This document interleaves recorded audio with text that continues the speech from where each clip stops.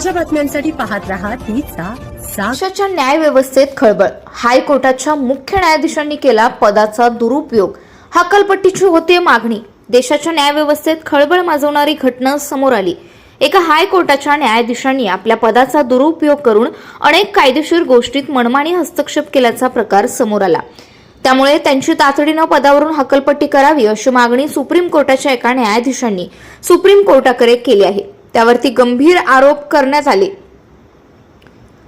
Supreme कोर्टाचे न्यायाधीश संदीप मेहता यांनी सरन्यायाधीश सूर्यकांत यांना पत्र लिहून राजस्थान हायकोर्टाचे प्रभारी मुख्य न्यायाधीश S.P. शर्मा यांच्या तात्काळ बदलीची मागणी केली.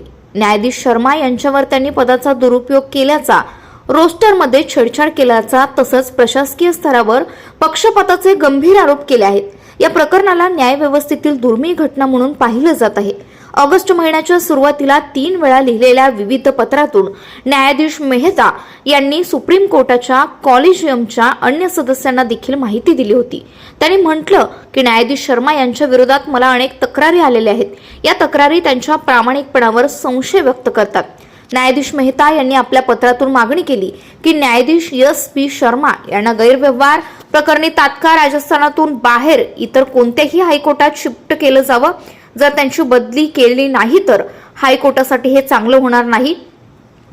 न्यायाधीश S.P. शर्मा यांनी 2016 मध्ये राजस्थान हायकोर्टात न्यायाधीश म्हणून नियुक्त करण्यात आली होती. 2022 मध्ये त्यांची बदली पटना हायकोर्टात करण्यात आली. 2023 मध्ये त्यांनी तब्येतीच्या कारणास्तव राजस्थान हायकोर्टात पुन्हा पाठवलं होतं, पण सुप्रीम कोर्टाच्या कॉलेजियमनं त्यांची मागणी स्वीकारली नव्हती. त्यानंतर त्यांना पंजाब आणि हरियाणा हायकोर्टात पाठवण्यात आलं. यावर्षी मे महिन्यात कॉलेजियमनं राजस्थानला पुन्हा पाठवण्याच्या प्रस्तावाला मंजुरी दिली. यानंतर त्यांनी राजस्थान हायकोर्टाचं कार्यवाहक मुख्य न्यायाधीशाचं पद सांभाळलं. न्यायाधीश संदीप मेहता यांनी आरोप केला की प्रभारी मुख्य न्यायाधीश पद सांभाळल्यानंतर न्यायाधीश शर्मा यांनी अनेक प्रसंगी नेतृत्व क्षमतेची कमी आणि संस्थानाचे प्रमुख पदाला साजेसं आचरण करत नव्हते.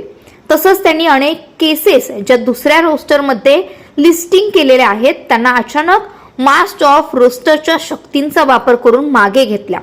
तसं कोणत्याही योग्य कारणाशिवाय न्यायाधीश शर्मा यांच्या खंडपीठानं त्यांना लिस्टिंगही केलं. न्यायाधीश मेहता यांनी असं म्हटलं की या प्रकरणामध्ये त्यांनी दिलेल्या निकालांमध्ये निर्णय प्रक्रियेची निपक्षता आणि पारदर्शकतेवर गंभीर प्रश्न उपस्थित झाले आहेत. आता नेमकं काय होतंय जाणून घेण्यासाठी पाहत रहा तीचा सागर न्यूज.